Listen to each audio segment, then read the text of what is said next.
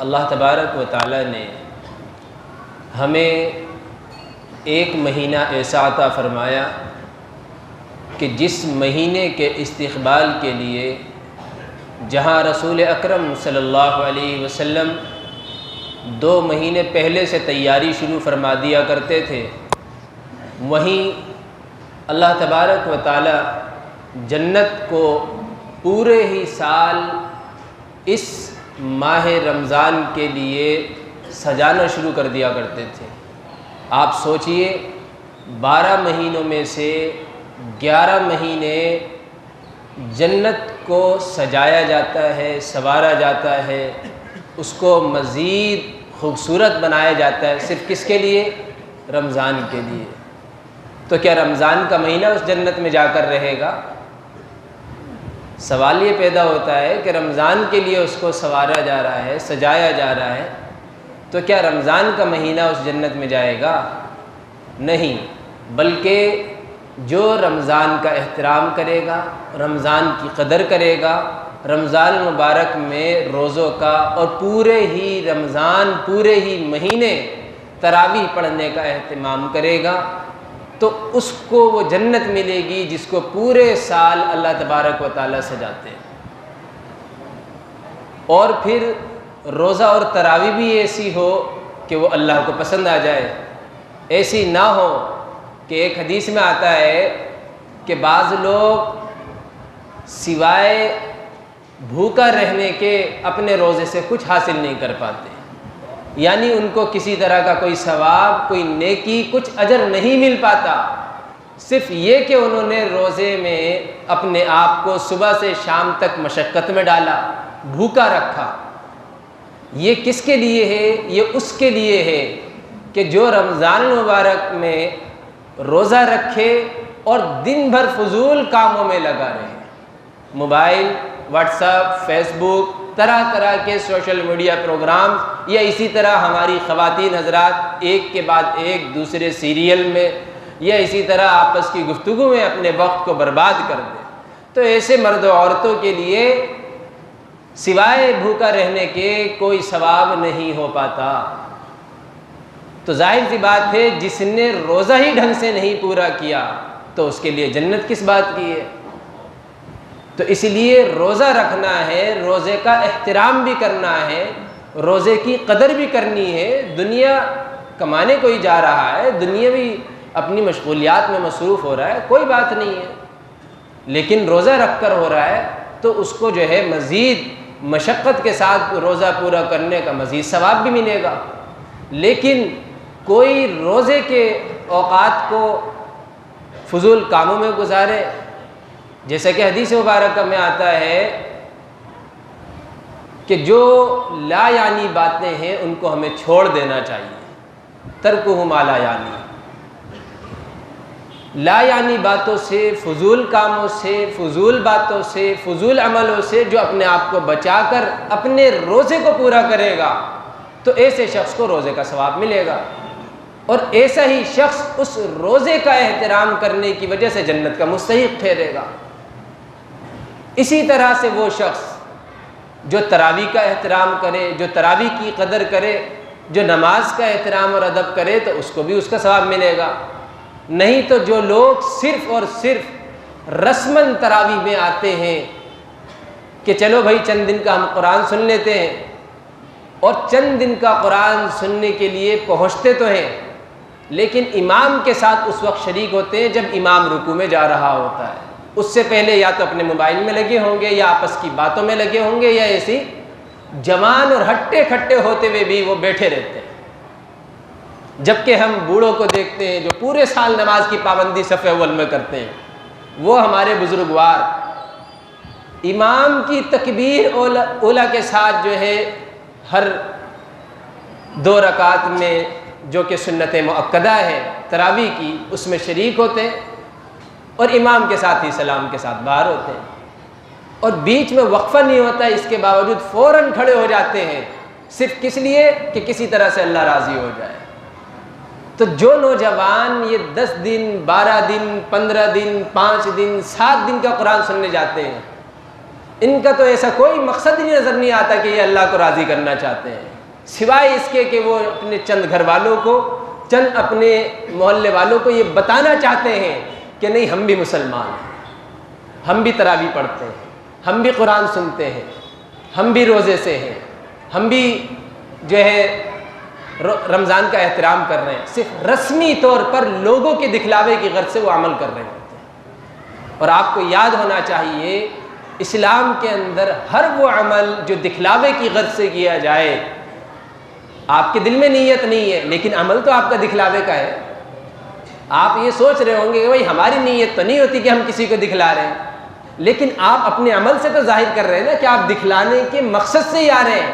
جیسا کہ بعض لوگ پوری زندگی تو حال چال نہیں پوچھیں گے، بیمار ہے، بستر مرگ پر ہے، ہاسپٹل میں پڑا ہوا ہے مریض، وہاں جا کر خیریت نہیں لیں گے جب ہزاروں فرشتے اس کے حق میں دعائیں کریں گے اگر وہ عیادت کرنے جائے۔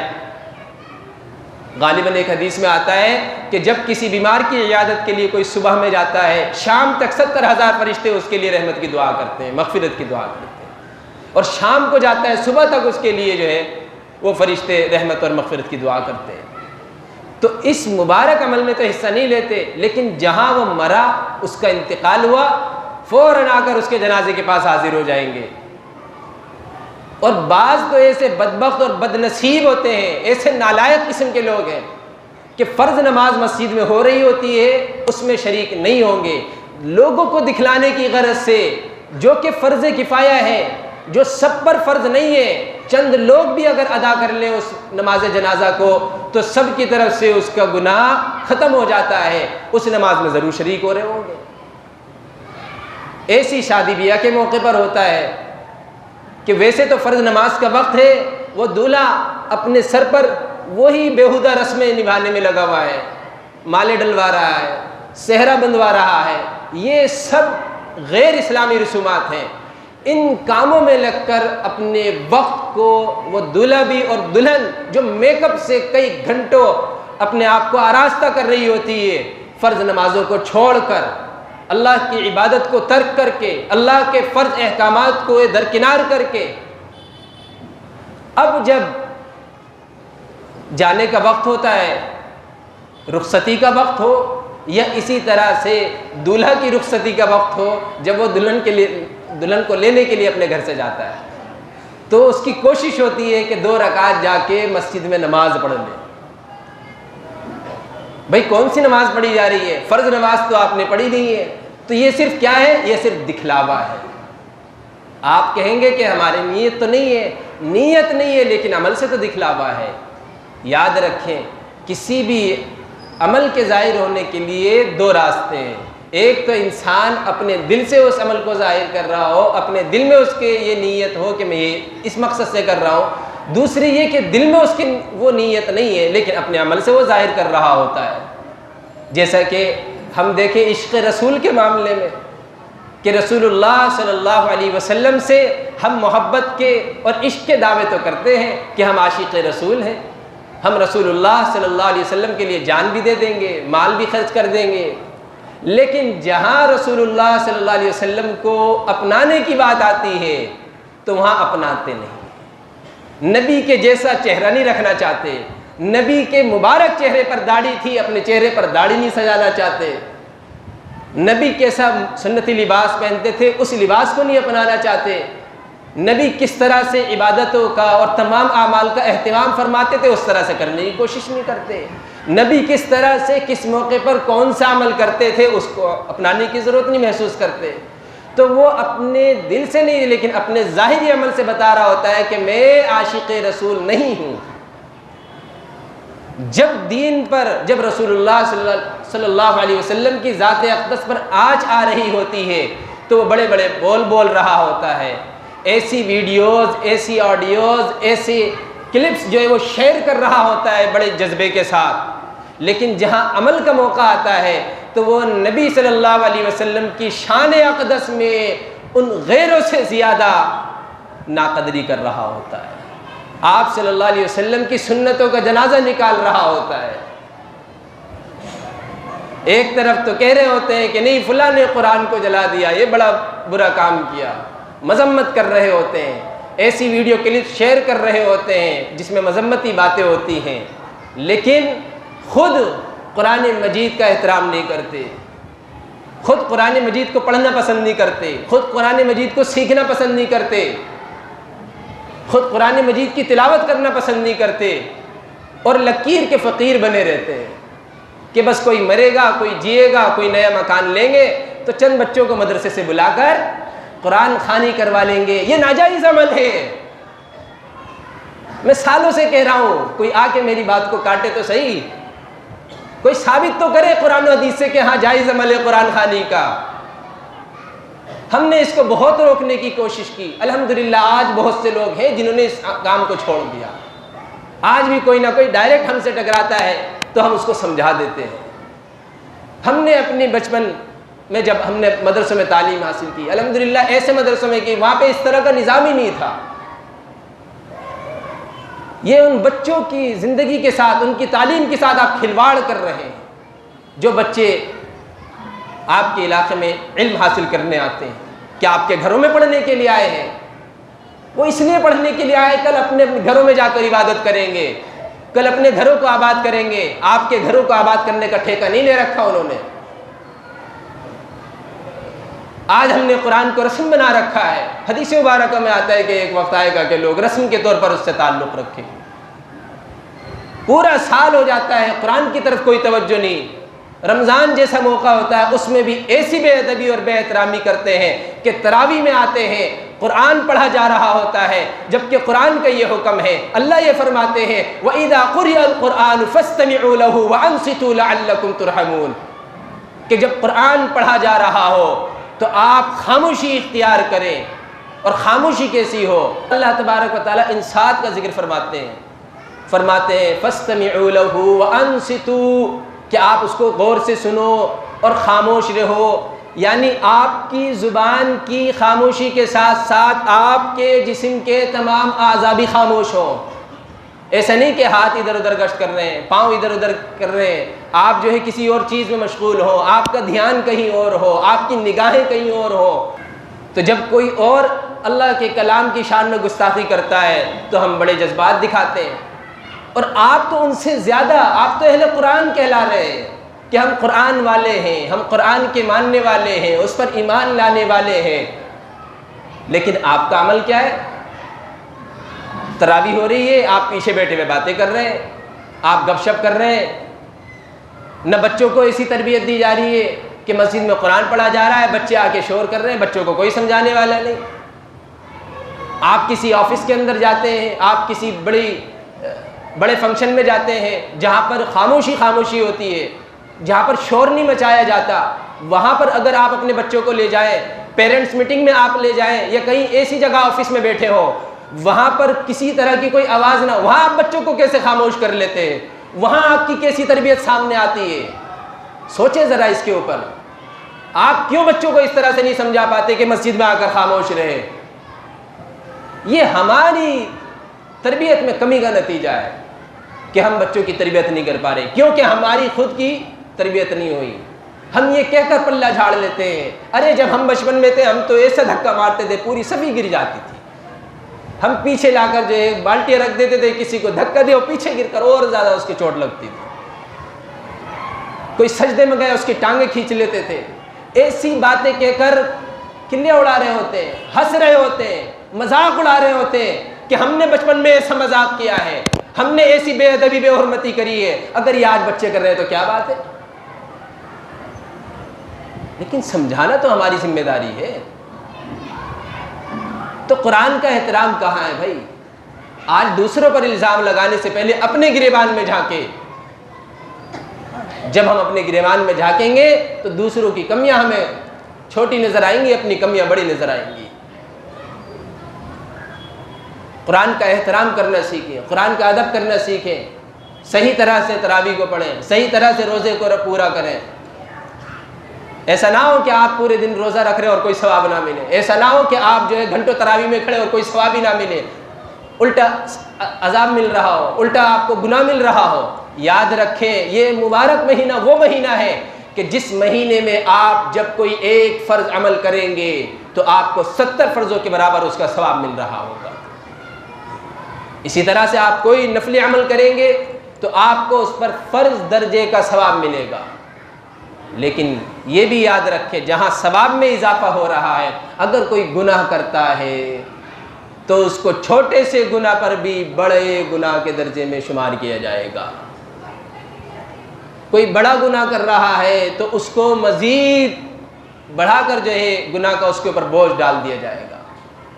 جو فضیلت والی راتیں ہوتی ہیں، فضیلت والے دن ہوتے ہیں، فضیلت والی گھڑیاں ہوتی ہیں، ایسی تمام گھڑیوں اور ساعتوں کے اندر، ایسے تمام شب و روز میں جب ہم کوئی نیک عمل کرتے ہیں جہاں نیکیاں اس میں بڑھا چڑھا کر اللہ تعالیٰ فرماتے ہیں، وہیں اگر ہم سے کوئی گناہ ہو رہا ہوتا ہے تو پھر اس پر گناہ بھی بہت زیادہ ملتا ہے. اس بات کو ذہن میں رکھیں اور قرآن کا، رمضان کا، روزے کا احترام کرنے کی عادت ڈالیں. ابھی سے فکر کریں کہ ہمیں پورے رمضان روزے رکھنے ہیں. ذرا ذرا سے بہانے لے کر لوگ روزے چھوڑ دیتے ہیں. کسی کو ہلکی سی شوگر ہو گئی، اچھا خاصا ہٹا کھٹا نوجوان 30 40 50 سال کا، اور وہ روزہ نہیں رکھ رہے کہ جی نہیں مجھے شوگر ہے. میری والدہ کو شوگر 250 300 برابر رہتی ہے. وہ نفلی روزے تک ان سے منع کرو، ہم کہتے ہیں کوئی فرض نہیں، نہ رکھو پھر بھی ثواب ملے گا، عذر موجود ہے، لیکن اس کے باوجود رکھ لیتی ہے. ہم نے تو نہیں دیکھا کبھی جان پر بنائی ہو. بھئی روزہ تو چھوڑنا اس صورت میں جائز ہوگا آپ کے لیے جبکہ آپ کی جان کے لالے پڑ رہے ہو، آپ کی جان پر بنا رہی ہو. یہاں تو کچھ بھی نقصان نہیں ہو رہا ہے. آپ آرام سے سو کر کسی طرح سے آرام کر کے گزار سکتے ہیں، وقت کو عبادت میں گزار سکتے ہیں. آپ نے کہاں ادھر ادھر جانا ہے؟ آپ جو ہے تسبیحات پڑھ کے وقت کو گزار سکتے ہیں، لیکن نہیں. تو ارادہ کریں کہ انشاءاللہ ہم قرآن کا، رمضان کا، روزوں کا احترام کریں گے. پورے رمضان روزے بھی رکھیں گے، پورے رمضان انشاءاللہ تراویح بھی پڑھیں گے اور قرآن سے اپنے تعلق کو مضبوط کریں گے. ہم قرآن خوانی کے لکیر کے فقیر نہیں بنیں گے. اس کی عادت ڈالیں. یہ جو قرآن خوانی کا نظم چل رہا ہے یہ بحالت مجبوری چل رہا ہے. بعض لوگوں نے تو یہاں تک کہا ہے کہ نہیں ہمارے ہاں بچے قرآن پڑھنے نہیں آتے، ہم مدرسے میں چندہ نہیں دیں گے. کیا تمہارے باپ داداؤں کے پیسوں سے مدرسے چلتے ہیں؟ کیا تمہاری آمدنی سے اللہ تبارک و تعالیٰ اس مسجد کو بنوا رہے ہیں؟ اللہ جس کے پیسے کو پسند فرمائیں گے اس کے پیسوں سے مدرسہ چلتا ہے. یہ اللہ اور اس کے رسول کے ادارے ہیں. یہ اللہ کا گھر ہے، وہ رسول اللہ کا گھر ہے. یہاں آنے والے اللہ کے مہمان ہیں، وہاں پڑھنے والے رسول اللہ صلی اللہ علیہ وسلم کے مہمان ہیں. اللہ تبارک و تعالیٰ انتظام فرماتے ہیں. البتہ کوشش کرنا ہماری ذمہ داری ہے کہ ہم اس کے لیے کوشش کریں، اپنی طرف سے دیں، دوسروں کو بھی ترغیب دیں کہ بھئی اس میں خرچ کرنے کا یہ ثواب ہے. اسی لیے مدارس والے آتے ہیں، مساجد والے آتے ہیں، مکاتب والے آتے ہیں. وہ ایک اسباب کے دائرے میں ہیں، لیکن انتظام وہیں سے ہوتا ہے جہاں سے اللہ کروانا چاہتے ہیں. خرچ اسی کا قبول کیا جاتا ہے جس کا اللہ پسند فرماتے ہیں. ورنہ تو لاکھوں کروڑوں اربوں روپے کے لوگ مالک یہاں بھی موجود ہیں، کوئی پیسہ نہیں لگتا، زکوٰۃ تک نہیں دیتے. ممکن ہے اللہ کو ان کا مال ہی پسند نہ ہو، حرام ہو، دوسروں کے حق مار رکھے ہوں، بیٹیوں کا حق نہ دیا ہو، بہنوں کا حق نہ دیا ہو، وراثت میں حقوق صحیح سے ادا نہ کیے ہوں، دوسروں کی زبردستی زمینیں غصب کر رکھی ہوں، انٹریسٹ پر لین دین کر کے دوسروں کے پلاٹوں پر، دکانوں پر قبضے کر لیے ہوں، تو اللہ نے ان کے مال کو پسند نہیں کیا. ایسا شخص اگر کچھ خرچ بھی کرتا ہے، اگر وہ کسی موقع سے خرچ کر بھی دے، یاد رکھیے حدیث مبارکہ میں آتا ہے من اکل لقمۃ من الحرام لم يقبل اللہ تعالی منہ صرفا ولا عدلا. ایسے شخص کا نہ نفلی صدقہ قبول ہے، نہ فرض صدقہ قبول ہے، نہ اس کا روزہ قبول ہے، نہ نماز قبول ہے، نہ حج قبول ہے، نہ عمرہ قبول ہے، نہ کوئی اور عمل قبول ہے. اللہ ہم سب کی مال حرام سے حفاظت فرمائے اور ہم سب کو رمضان کی، روزے کی اور قرآن کی قدردانی کی توفیق نصیب فرمائے. وآخر دعوانا الحمدللہ رب العالمین.